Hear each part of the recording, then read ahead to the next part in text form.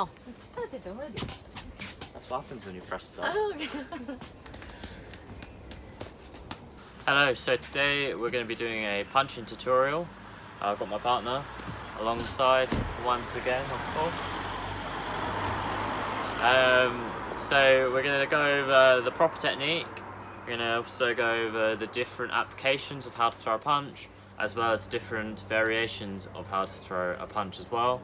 Hope you enjoy. Still smell. Ooh. At least they're dry now. Ooh. Okay, so the first thing it's already we're started. gonna do is technique. So we're gonna work on, first of all, jab cross. So when we do this, we want to have our opposite guard up when we throw the punches, and we also want to be turning our back foot in when we throw the cross. So jab, cross, and on each of these there's a little mini step in between. So there's step, step, and you're kind of just stomping into the ground to be able to push back through.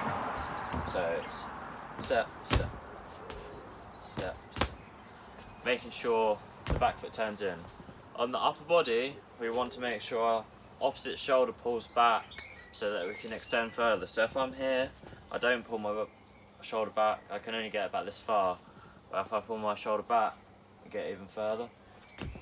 So pulling the opposite shoulder back as we throw this technique. So as I said, we're going to be working on neutral positioning. So we don't want to be leaning off over our stance, we want to be over the base of our stance. So make sure we don't over lean on this, we stay neutral in our body posture. Okay, so for hooks, we need to apply all of what we just did, but also we need to think about the elbow positioning. So we want our elbows to be parallel to the ground. Of course there are different variations of how to throw a hook, but for the neutral version which we want to practice, we want our elbow to be neutral to the ground. So if the pads are held like this, we're throwing the hook with the elbow neutral and parallel to the ground. Same time, this time I'm going to have to turn my feet slightly more than I would for a jab or a cross, so that I'm saving my knees. So if I don't do this, I'm putting a lot of strain on my knees. So I want to make sure I turn towards the punching direction. So hook, hook, turning them feet, keeping the elbows parallel to the ground. Another note is you want to kind of keep your chin tucked in when you're doing all these punches. You don't want to have your chin wide up here. So keep your chin tucked in. Hook, hook. Uppercuts. So for uppercuts, be a bit higher. Like this. This one. Other way. There you go. So for uppercuts, we want to be turning our body through, as well as not dropping our guard beforehand. We'll turn our body, but we want to not drop at the same time, so we want to keep it here. And for an uppercut, especially with the lead hand, you're going to have to twist your body and pull that shoulder back, as I mentioned earlier. So you're turning the body and putting that opposite shoulder back as well. So here,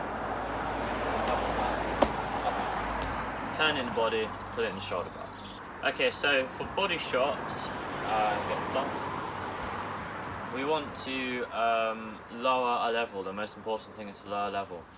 And to do this, we do not want to lean forwards. We want to use our legs and squat down to lower our level. So if we're throwing a jab to the body, lowering level, or a cross, tensing up there. So we want to lower our level with our legs, not with our body. So here, if I throw a cross, I'm lowering my level. I'm not going to hit you. Okay. Low level, okay? For hooks to the body, it's the same, but I might have to lean to the side a bit and throw it like this. But we still need to lower our level a bit to be able to get down there and dig to the body. Just want to avoid leaning forwards, because of course if you lean forwards, get kneed in the head or uppercutted. not a good place to be. So if we're going to lean down a bit, we want to obviously try to be off centre line as we do it, but we're lowering through our legs. Okay, so now we've run over the technique, we're going to run over the different ways of applying, so different applications. For jab, we're going to use an example, one of the most important, or maybe the most important strike. So we're here. Obviously we can throw our jab normally, like so. Another way we can throw it is we can push, so we can use it to push away. So if somebody is coming forward, you can just push them back.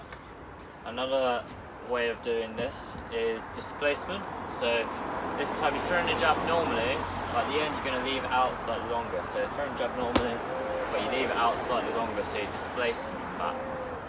So a push would be push, a jab, displacement jab would be a jab normally, but you're leaving it out extended for slightly longer than you'd usually do. So running over those three, normal, push, and then displace. So just a slight pause on the displace one. The last one we can do is we can just touch, but usually a jab is a touch. So we'll run over this with the cross. So with the touch one, we're just going to be jabbing off our backhand. So we're just popping it out, jab. Then we got a normal cross, and then we got the push, just pushing away, and then displacement where we leave it out for a couple seconds afterwards. This would make more sense with hooks here. So if we're doing a displacement hook, we're going to leave it for a couple seconds, but we're kind of dragging the person down.